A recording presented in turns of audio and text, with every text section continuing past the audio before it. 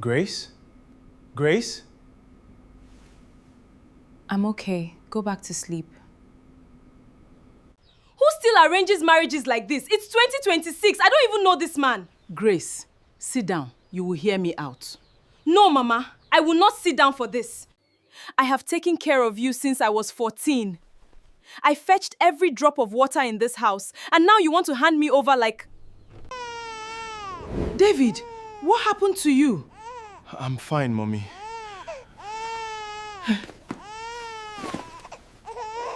David locked his bedroom door at exactly 2:47 a.m.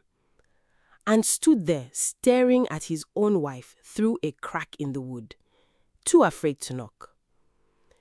Whatever was happening to Grace, he could not explain it. She was talking to someone who wasn't there. Before you find out what broke this woman who once ran an entire household with her bare hands and her whole heart, hit that subscribe button because this story is about to take a turn you will not see coming. Let's rewind. 3 years earlier, before the silence, before the locked doors, before David stood outside his own bedroom afraid of his own wife, there was a promise. A promise made by two people who are no longer alive to explain themselves. David was 32 years old, and by every standard Lagos could measure a man by, he had made it. He drove a black SUV that gleamed like it had never seen a pothole.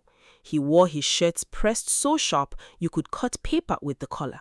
He managed multi-million naira construction projects for a firm that trusted him with buildings that would stand for 100 years.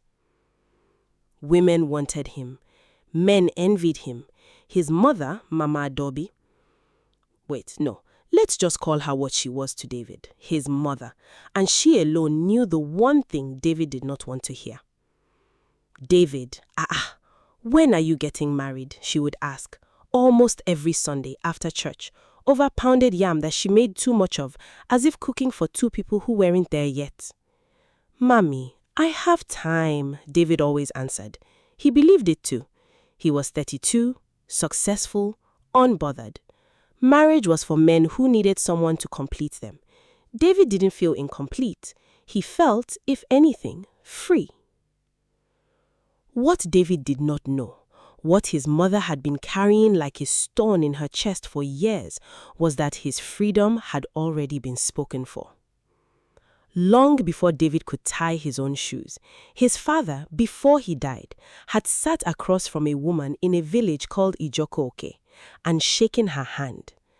That woman's name was Mama Ngozi, and she had a daughter who, at the time of that handshake, was still in primary school, still chasing chickens across a dusty compound, completely unaware that her future had just been quietly decided by two adults drinking palm wine under an orange tree.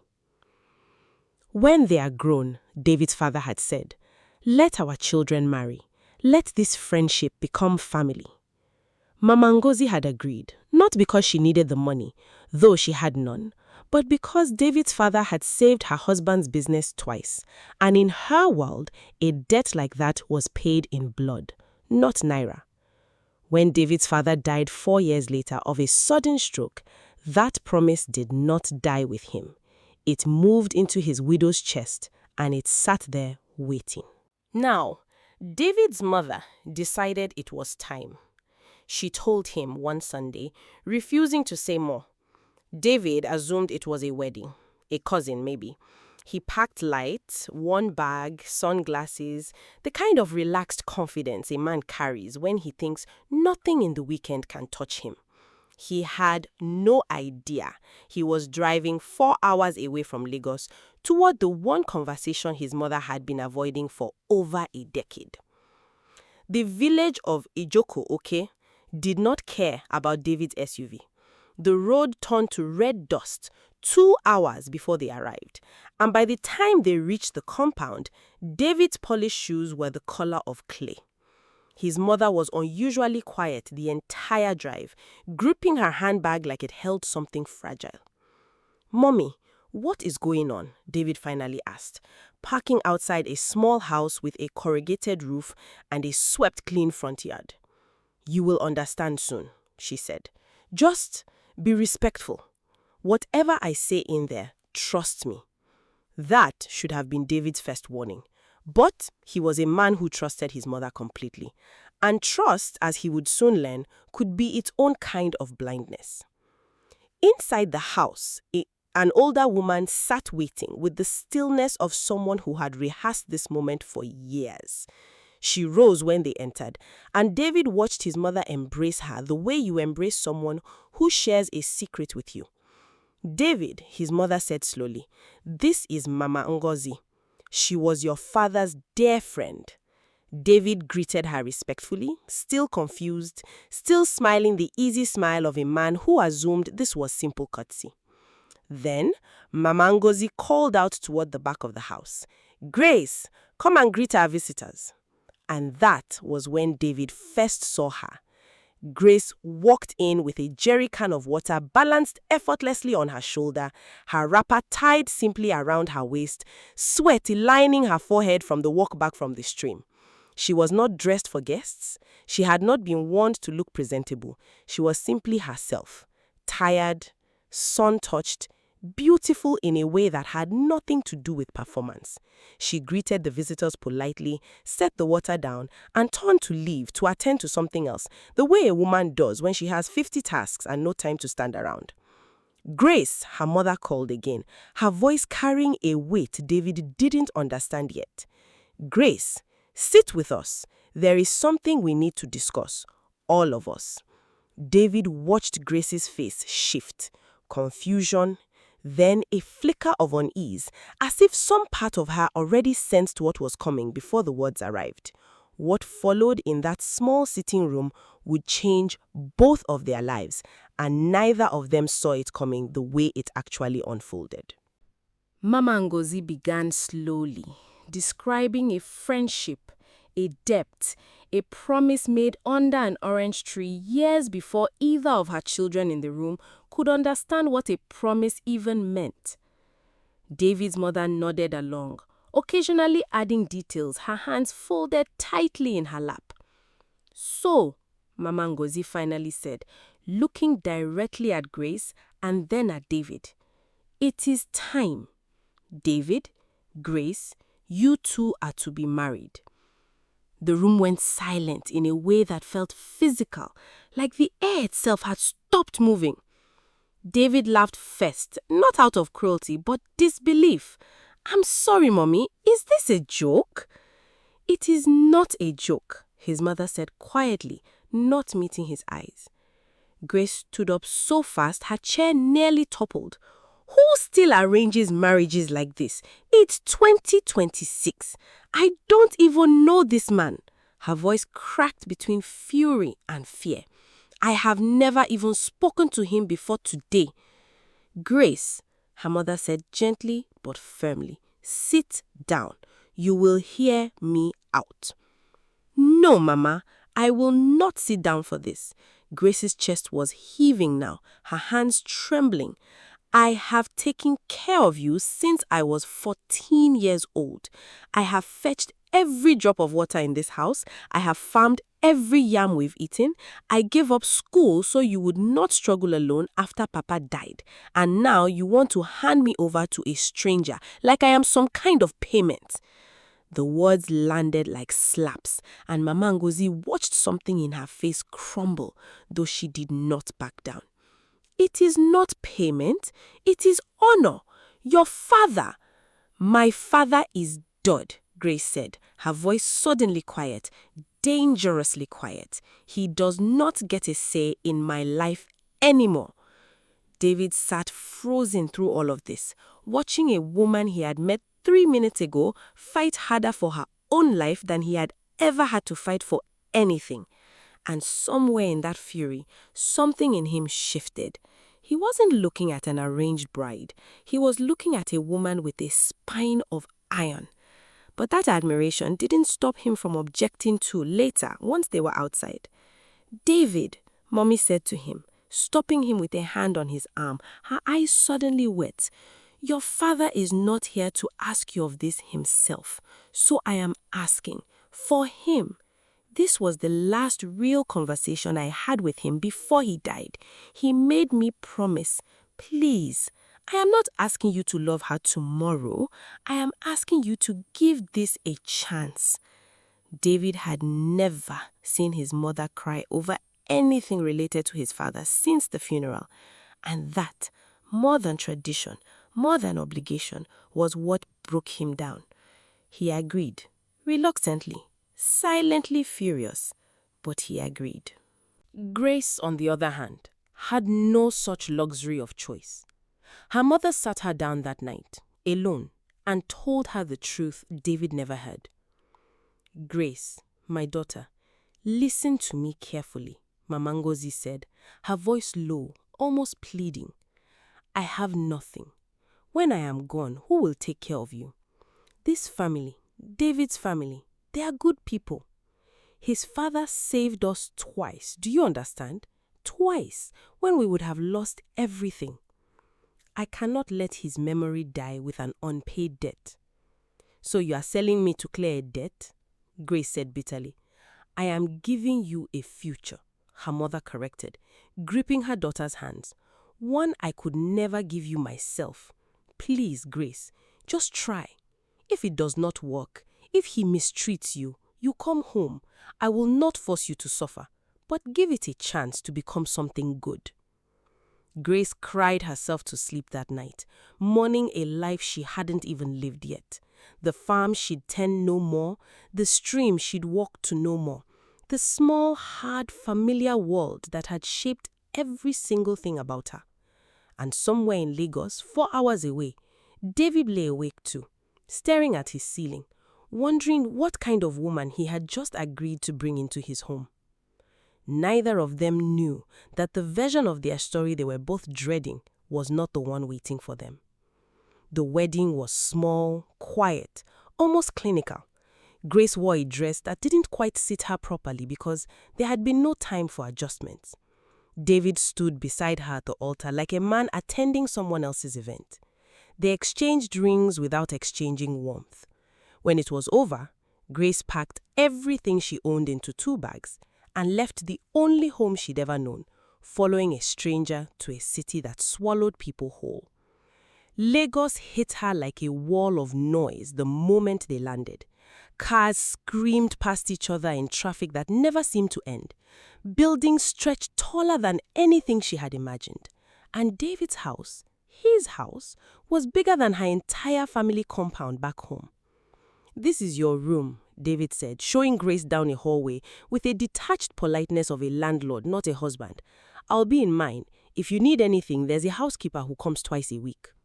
Grace nodded silently, set her bags down, and stood alone in a room bigger than her mother's entire house, feeling smaller than she had ever felt in her life. For the first few weeks, they were strangers, sharing a roof and a legal document. David left early for work and returned late, sometimes not speaking to Grace at all, beyond a mumbled greeting. He didn't dislike her. He simply didn't know how to see her anything more than an obligation he had inherited. Grace, for her part, threw herself into the only language she knew: work. She cleaned the house until it gleamed. She learned the layout of Lagos markets, haggling prices down with the same sharpness she'd used bargaining for seed yams back home. She cooked. Real cooking, the kind that took hours, the kind that her mother had taught her with patience and love, not the kind David was used to ordering through an app. One evening, David came home exhausted from a site inspection that had gone badly, ready to collapse into bed without dinner, like he usually did. Instead, the smell hit him before he opened the door. Something warm, something familiar in a way he couldn't immediately place. He walked into the kitchen and found Grace standing over a pot, her wrapper tied at her waist, humming something under her breath. On the table sat a full spread, pepper soup with real chunks of goat meat, pounded yam pounded by actual hands, not a machine, and a side of vegetable soup that smelled exactly, impossibly, like something his own late grandmother used to make. "You didn't have to do all this," David said, standing awkwardly in the doorway. "I wanted to," Grace said, simply, not looking up. "You work too hard. A man should eat something real when he comes home." David sat down slowly, almost suspicious of his own hunger, and took the first bite. He didn't say anything for a long moment. Then, quietly, "This tastes like my grandmother's cooking." Grace smiled, finally looking at him. Maybe good food just tastes the same everywhere it's made with love.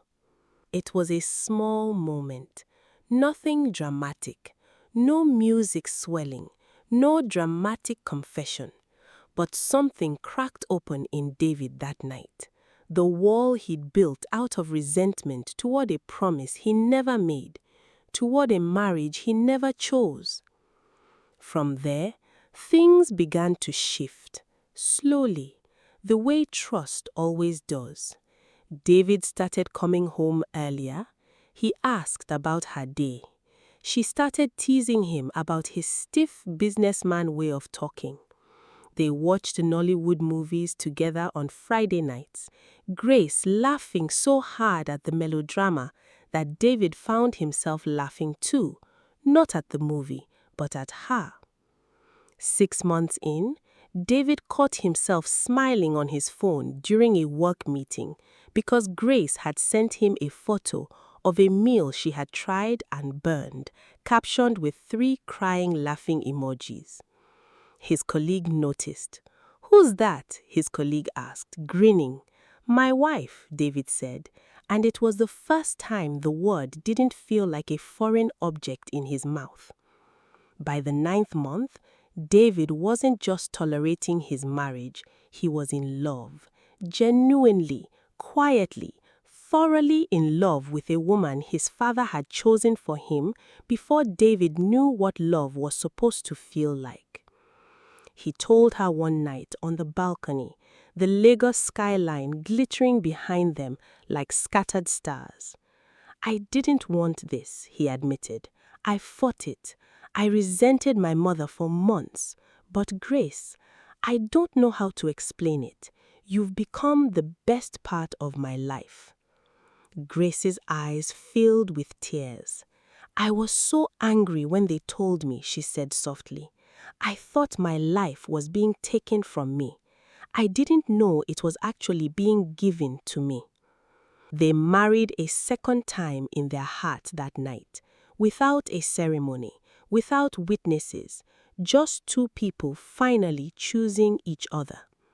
Then, 3 weeks later, Grace found out she was pregnant.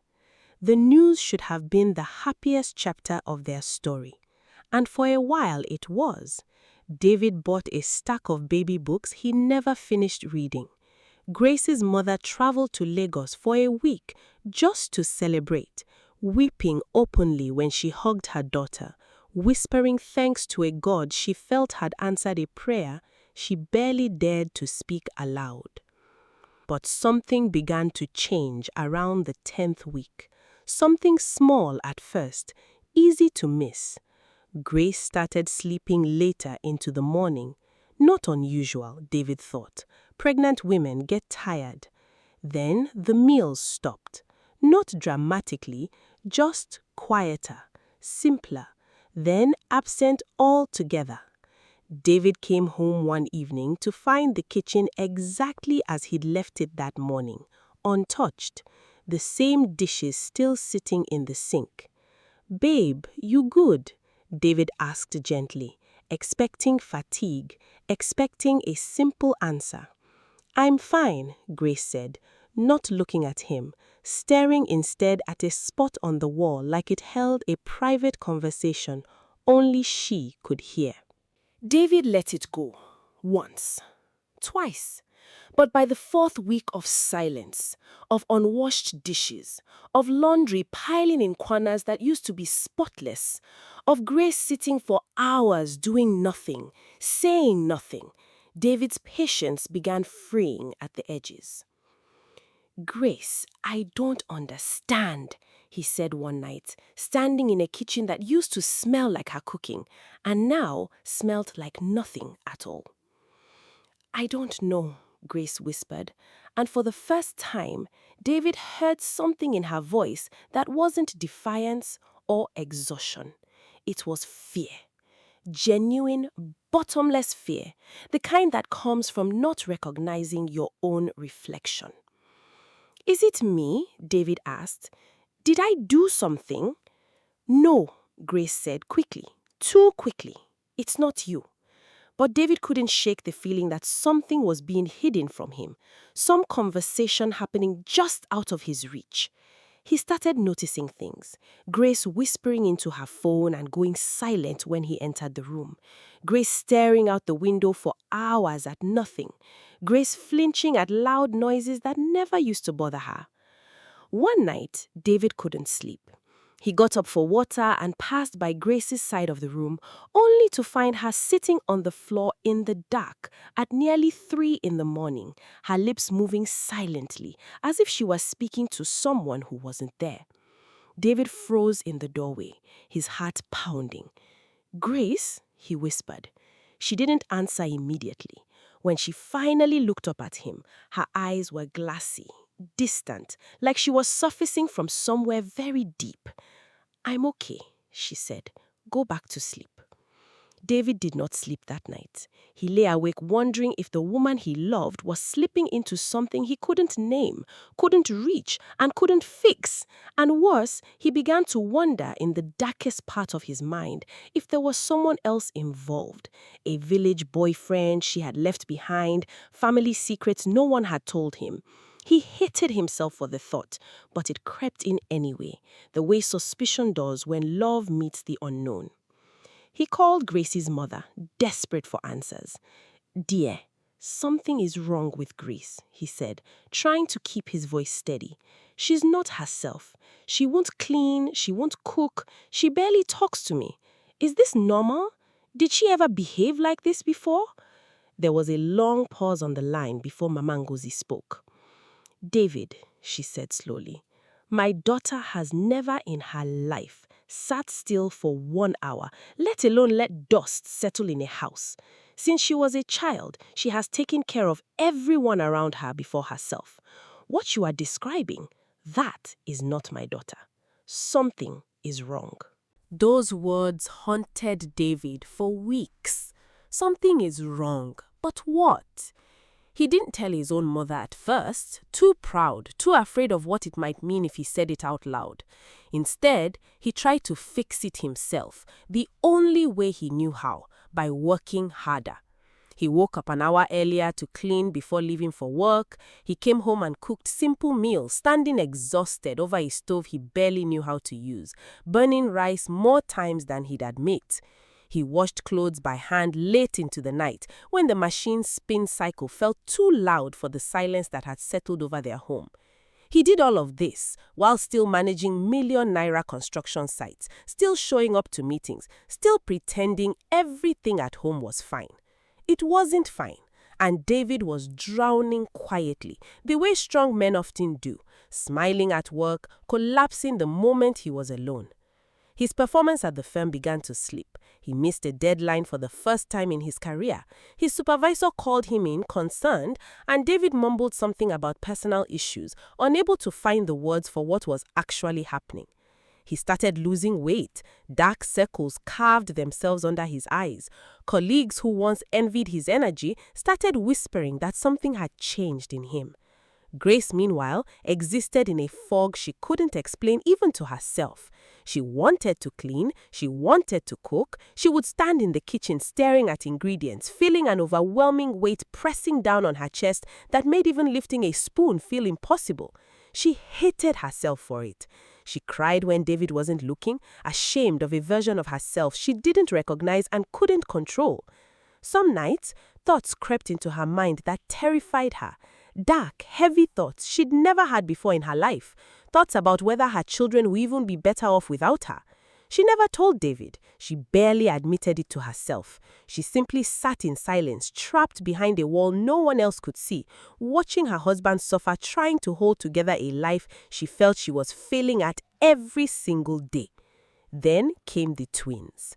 Grace went into labor on a rainy Tuesday evening, and after 11 hours, she delivered a baby boy and a baby girl, both healthy, both crying loudly into a world that had no idea what their mother was silently battling.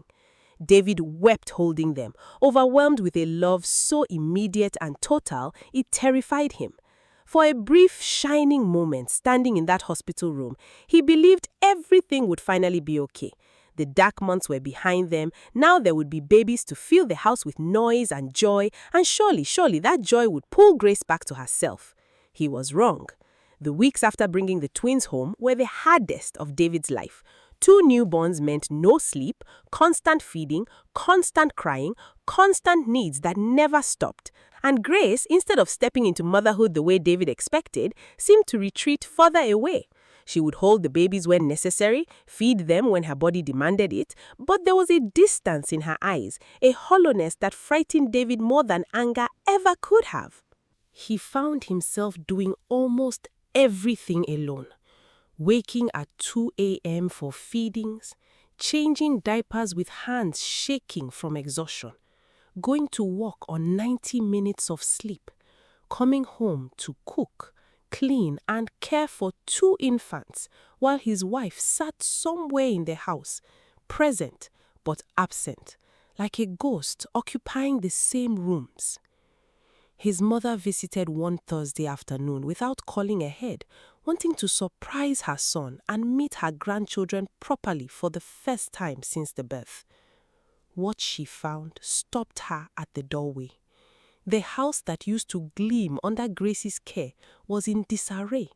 Laundry piled in corners, dishes stacked high in the sink, dust settled on surfaces that used to shine. And David, her strong, successful son, opened the door looking like a man who hadn't slept in days, his eyes sunken, his hands trembling as he held a crying infant against his shoulder. "David," she gasped.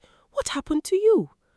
"I'm fine, Mommy," David said, the lie collapsing the moment it left his mouth, his knees buckling slightly as he tried to steady himself against the doorframe. His mother caught him just before he fell. She sat him down, took the crying baby from his arms, and made him tell her everything. The exhaustion, the disorder, Grace's silence, the months of struggling alone. As she listened, her face shifted from confusion to something closer to recognition, something that had been sitting in the back of her mind since David's first phone call weeks earlier that she hadn't dared to name. She immediately called Mama Nguzi. The 2 women arrived at David's house the following day, united by a fear neither of them had spoken aloud until now. They found Grace sitting in the nursery, staring at her twins sleeping, with an expression that was not love, not joy, but something closer to confusion, as if she were looking at children that belonged to someone else. "Grace," her mother said gently, kneeling beside her, "my daughter, talk to me. What is happening inside you?" And for the first time in months, Grace broke. "I don't know," she sobbed, her whole body shaking. "I don't know what's wrong with me. I look at them and I love them. I know I love them, but I feel nothing. I feel like I'm underwater. I can't clean. I can't cook. I can't even hold them properly some days without wanting to cry. I think I'm losing my mind. I think," she dropped her voice to barely a whisper, "I think there's something wrong with me that can't be fixed." The room fell silent except for her crying and the soft breathing of the sleeping twins. David's mother took Grace's hands in hers.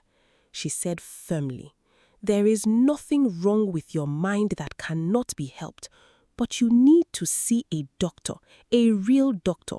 This is not something you can pray away or walk through alone. This is not weakness, Grace. Do you hear me? This is not weakness." It took convincing, gentle, patient, relentless convincing from both mothers and from David, who sat beside Grace holding her hand and telling her over and over that he was not going anywhere, that whatever this was, they would face it together. Not as an arrangement, not as an obligation, but as two people who had chosen each other. Grace finally agreed to see a specialist. The diagnosis, when it came, landed in the room like something both terrifying and strangely relieving. Postpartum depression, compounded by symptoms that had begun as early as her first trimester, likely triggered by hormonal shift the doctor said some women experience far earlier and far more severely than others. It had a name. It had a cause. It was not a curse. It was not a failure of character. It was not, as Grace had silently feared in her darkest nights, some punishment for a marriage she never chose. David sat in that consultation room and felt something inside him unclench for the first time in almost a year. Not relief that his wife was struggling, but relief that finally, there was a path forward. A name to the enemy meant a plan to fight it. "We treat this," David said firmly, gripping Grace's hand, "together, however long it takes." And it did take time. Therapy sessions twice a week, medication that took weeks to find the right balance. Days when Grace felt like herself and days when the fog returned so thick she couldn't get out of bed. David learned patience he didn't know he had. He learned to recognize her bad days without asking, to simply take over quietly instead of demanding explanations. He learned that love, real love, wasn't the easy version he'd seen in the early months of their marriage, the good food, the balcony conversations, the easy laughter. Real love was showing up on the hardest days, the ones with no reward, the ones where you gave everything and got silence in return, and choosing to stay anyway. Slowly, so slowly that David almost didn't notice it happening, until one day he simply looked around and realized it had. Grace began to surface.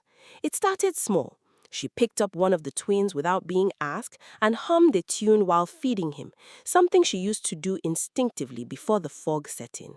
Then she washed a single load of laundry, exhausted but proud, showing David the folded clothes like a trophy. Then one evening, David came home to a smell he hadn't experienced in nearly a year, something warm cooking in the kitchen, filling the house the way it used to.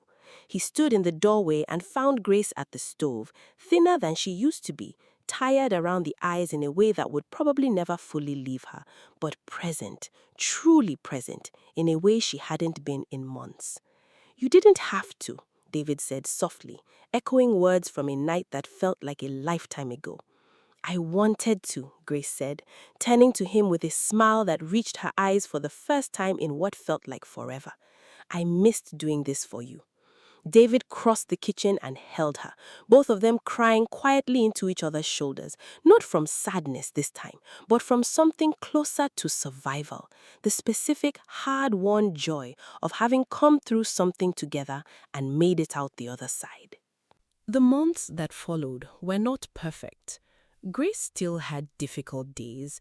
She still attended therapy, still took her medication, still had to remind herself sometimes that asking for help was not the same as failing.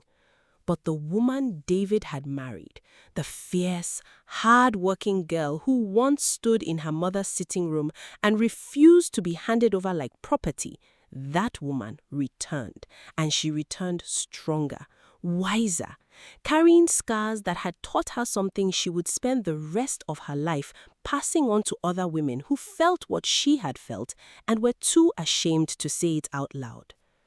2 years later, their home in Lagos was unrecognizable from the house David had first walked Grace into, not because it looked different, but because it finally felt like what it was always meant to be.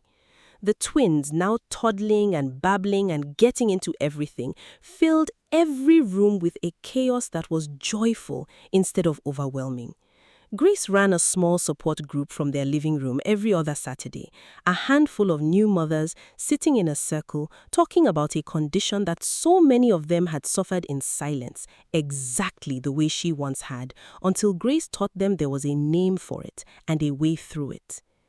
David watched her from the doorway sometimes during those sessions, this woman his father had chosen for him before either of them had any say in the matter, and felt something close to disbelief at how life had unfolded. He had fought this marriage. He had resented the promise that brought Grace into his life, and it had given him the single greatest gift he would ever receive. One evening, long after the twins had been put to bed, David and Grace sat together on that same balcony where he had first told her he loved her, the Lagos skyline glittering behind them exactly as it had that night. "Do you ever think about it?" Grace asked quietly. "How different things could have gone?" "Every day," David admitted. "I think about how angry I was, how I almost let that anger stop me from ever knowing you." He took her hand. "I think about how close we came to losing everything, and I think about how neither of us gave up." Grace leaned her head against his shoulder. "My mother used to say, 'Some debts are paid in ways you don't expect,'" she said softly. "I thought she meant me being handed over to you, but I think she meant this, all of it, the hard parts too." David kissed the top of her head, watching the city lights flicker below them, thinking about a handshake made under an orange tree years before either of them understood what it would cost and what it would give. Love, David had learned, was never the easy, cinematic kind he expected as a younger man. It wasn't found in a single perfect moment. It was built, slowly, painfully, deliberately, in the unglamorous hours nobody sees. In the 2 a.m. feedings, in the burnt rice, in sitting beside someone in their darkest moment and refusing to leave even when you don't understand what's happening, even when every part of you is exhausted, even when it would be easier to walk away. Grace's story could have ended in silence, the way so many women's stories do when something inside them breaks and no one around them has the language to name it. But she was surrounded, in the end, by people who chose to fight for her instead of giving up on her. A husband who worked himself to the point of collapse rather than abandon her. 2 mothers who set aside their own fear to demand she get help, and a version of herself buried deep beneath the fog that never fully stopped trying to come back to the surface. If this story moved you, if it reminded you that the people we love are sometimes fighting battles we cannot see, That a diagnosis can feel like a life sentence until someone reminds you it's actually a doorway. that love builds stronger than love that only survives on ease, then don't just scroll past this. Yeah, subscribe now, because somewhere out there, someone you know might be living through their own silent season, waiting for someone to notice. The way David finally noticed Grace. Share this story with them. You never know whose life you might change by simply refusing to look away. Have you ever fought a battle no one around you could see? Drop your comment below and share this video, and see you on the next one.